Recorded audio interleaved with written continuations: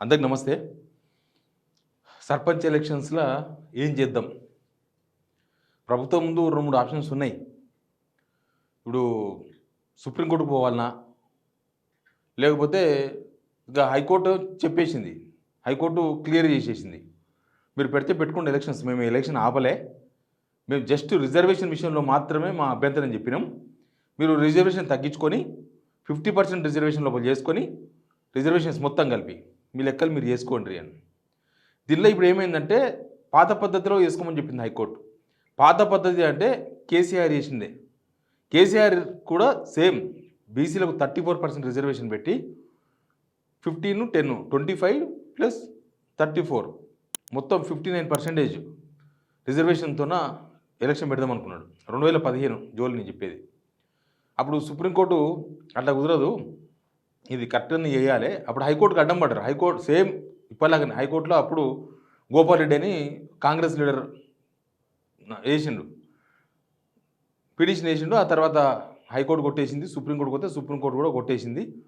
గత అనుభవాలను దృష్టిలో పెట్టుకొని చేయాలి వీళ్ళు ఇప్పుడు ఏమన్నా పనులు అయితే.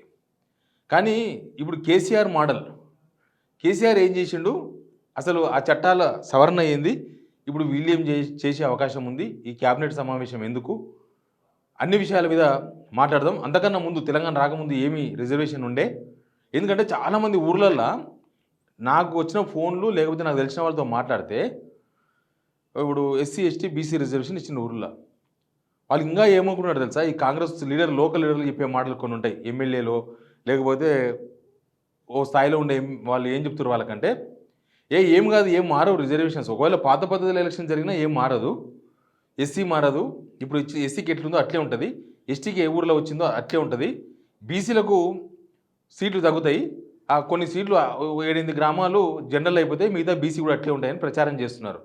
ఎందుకంటే నేను ఈ వీడియో ఎందుకు చేస్తున్నానంటే మళ్ళీ మోసం చేయడానికి ప్రయత్నం చేస్తున్నారు. తెలిసి చెప్తున్నారా, తెలియగా చెప్తున్నారా, తప్పుతో బట్టినకి చెప్తున్నారా, జనమంతా చీప్ ట్రిక్స్ అనుకుంటున్నారు. గవర్నమెంట్ చేస్తున్న ఒక చీప్ ట్రిక్స్ ఇవి. ఈ చీప్ ట్రిక్స్ వల్ల అనవసరంగా జనం ఆగమవుతారు, అనవసరంగా జనం డబ్బులు గుల్లా అవుతాయి. కాబట్టి నేను ఈ వీడియో చేస్తున్నా. సబ్స్క్రైబ్ చేయండి, షేర్ కూడా చేయండి, అందరికి తెలవాలి విషయం.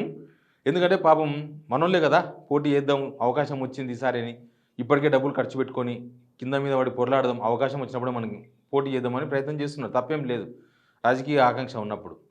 కానీ వీళ్ళు చేసే తప్పుడు ఆలోచనలతోన, వీళ్ళు చేసే తప్పుడు ప్రచారంతోన అనవసరంగా ఆగమైపోతాం. అందుకే వీడియో అందరికీ షేర్ చేయండి. ఏంది అసలు 10 ఏళ్ళ కేబినెట్ ఏంది, అసలు కేసీఆర్ తెచ్చిన చట్టం ఏంది, లేకపోతే అంతకుముందు మనకు సమైక్యాంధ్రలో ఉన్న రిజర్వేషన్స్ ఏంది, ఇవన్నీ కూడా మనం చూడాలి. ఇప్పుడు గవర్నమెంట్కు హైకోర్టు పోయే ఛాన్స్ కూడా లేదు. ఇంకా నిన్న కనీసం హైకోర్టుకు పోయి వీళ్ళు మేము పాత రిజర్వేషన్ పద్ధతిలోనే ఎలక్షన్ పెడతామని అడగాల్సి వస్తుందేమో అనుకున్నాం, రాలే. హైకోర్టే చెప్పింది, మేము ఎలక్షన్ ఆపలేదు, కేవలం రిజర్వేషన్స్ పైన మాత్రమే మా అభ్యంతరాన్ని చెప్పినాము, 50% లోబడి మీరు చేసుకుంటే మాకేం అభ్యంతరం లేదు అంటే హైకోర్టు కూడా పోసిన అవసరం లేదు. గవర్నమెంట్ ఇంకా ఎలక్షన్ పెట్టాలనుకుంటే రెడీ. ఇప్పుడున్న షెడ్యూల్కు ఇంకొక 10 రోజులు ముందుకు పోయో డిస్టర్బెన్స్ అయింది కాబట్టి చేసుకోవచ్చు ఎలక్షన్.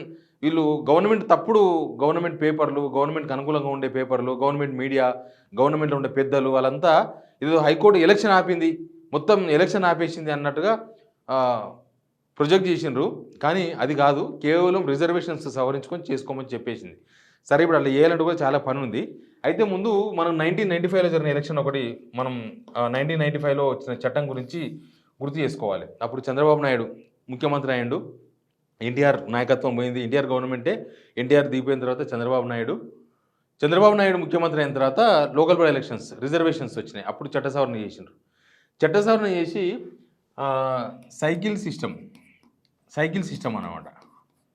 సైకిల్ సిస్టమ్ అంటే ఏంటంటే ఎస్సీ ఎస్టీ బీసీ జనరల్, ఇది ఒక 20 years వరకు ఈ చట్టం వ్యాలిడిటీ అని చెప్పేసిండ్రు. 95లో చెప్పిండ్రు. ఇది ఏంటంటే ఫస్ట్ ఎస్సీ రిజర్వ్ అయితే, ఒక ఊరిలో ఎస్సీ రిజర్వ్ అయింది అనుకో, నెక్స్ట్ 5 సంవత్సరాలు అయిపోయినాక ఎస్టీ వస్తారు, ఎస్టీ సర్పంచ్ అవుతాడు. ఎస్టీ సర్పంచ్ అయిపోయిన తర్వాత ఆటోమేటిక్గా రిజర్వేషన్ బీసీ రిజర్వేషన్ వచ్చేస్తుంది. బీసీ రిజర్వేషన్ కూడా 34%. తర్వాత జనరల్ అవుతుంది, ఓపెన్ కేటగిరీకి పోతుంది. దీనిలో మొత్తంలో 33% మహిళలకు, ఈ మొత్తంలో 33% మహిళలకు ఇచ్చేయాలి. ఇది అప్పుడున్న చట్టం. అది 20 years కోసం చేసింది యాక్చువల్గా. 95, 2005, తర్వాత 2015 మన గవర్నమెంట్ తెలంగాణ వచ్చింది. తెలంగాణ వచ్చిన తర్వాత మళ్ళీ రిజర్వేషన్స్ అవన్నీ మారుతాయి. రిజర్వేషన్స్ మారినాయి. అది బీసీ రిజర్వేషన్ వచ్చింది ఫస్ట్ అక్కడనే 95లో వచ్చింది బీసీ రిజర్వేషన్. తర్వాత ఇప్పుడు ఏమైంది, 2015 కేసీఆర్ చేసిన చట్టం. ఈ చట్టం కూడా చట్టానికి లోబడే, రాజ్యాంగానికి లోబడే ఇక్కడ రిజర్వేషన్స్ చేసిండ్రు. ఆల్రెడీ సేమ్ రేవంత్ రెడ్డి లాగానే పెంచుతాం, రిజర్వేషన్స్ పెంచాలని కేసీఆర్ కూడా ప్రయత్నం చేస్తే లాస్ట్కు సుప్రీంకోర్టు కొట్టేస్తే ఎలక్షన్ పెట్టాలంటే ఇంకా తప్పదు. ఎలక్షన్ చేయాలి అనుకుంటే ఇప్పుడు హైకోర్టు ఏం చెప్పిందో అది చేయాల్సిందే, లేకపోతే ఎలక్షన్ పెట్టకూడదు. ఆ టైంలో కేసీఆర్ రిజర్వేషన్ వచ్చింది. కేసీఆర్ రిజర్వేషన్ అయింది 50%కి, 25%, తర్వాత 15%, 10%, ఎస్సీ, ఎస్టీ, బీసీ, మిగతా 50% ఓపెన్. అయితే వీళ్ళు వచ్చి 10 years చేసిండ్రు. ఇది 10 years మొత్తం 10 సంవత్సరాలకు చేసిండ్రు. ఇక్కడనేమో ఇది అయిపోయింది ఏపీది, ఇక్కడ 10 yearsకి వచ్చింది. వచ్చిన తర్వాత ఇంకా 10 years కూడా అయిపోయింది, గవర్నమెంట్ చేంజ్ అయిపోయింది, వీళ్ళు మార్చే ప్రయత్నాలు స్టార్ట్ చేసిండ్రు. అయితే ఇప్పుడు జనాలు అనుకుంటున్నది ఏం తెలుసా, జనాలు అనుకుంటున్నారు కేసీఆర్ చట్టంలో ఏముందంటే ఈ రిజర్వేషన్స్తో పాటు 10 years రిజర్వేషన్. అంటే ఒక ఊర్లో ఒక ఎస్సీ సర్పంచ్ అండి అనుకోండి, మళ్ళసారి కూడా ఎస్సీకి అవకాశం వస్తుంది. ఎందుకంటే ఒక 5 years అవగాహన ఉంటుంది ఉండదు, తెలంగాణ వచ్చింది కొత్తగా మనోళ్ళు, ఒక 5 yearsలో వాళ్ళు అర్థం చేసుకుని ఇంకొక 5 yearsలో అదే సామాజిక వర్గానికి అవకాశం వస్తే కొంచెం అది ఫలితం ఉంటుంది అనే ఉద్దేశంతో 10 years చేసినారు. అంటే ఒక దగ్గర బీసీ రిజర్వేషన్ వచ్చింది అనుకో, బీసీ రిజర్వేషన్ వస్తే మళ్ళీ కూడా బీసీ రిజర్వేషనే 5 years అయిపోయిన తర్వాత మళ్ళీ 5 years, అట్లా 10 years రిజర్వేషన్ కామన్ అయిపోయినాయి.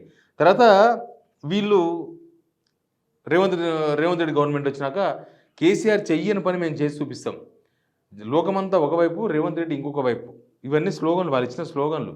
ఇక రేవంత్ రెడ్డి ఇక అయిపోయింది, రిజర్వేషన్ ఇచ్చేస్తున్నాడు, 42% రిజర్వేషన్ ఇస్తున్నాడు, తర్వాత ఎస్సీలకు ఇస్తున్నాడు, ఎస్టీలకు ఇస్తున్నాడు, అందరికి ఇచ్చేస్తున్నాడు, ఇక చేసేస్తున్నాడు రేవంత్ రెడ్డి చేతిలో లేదు అది.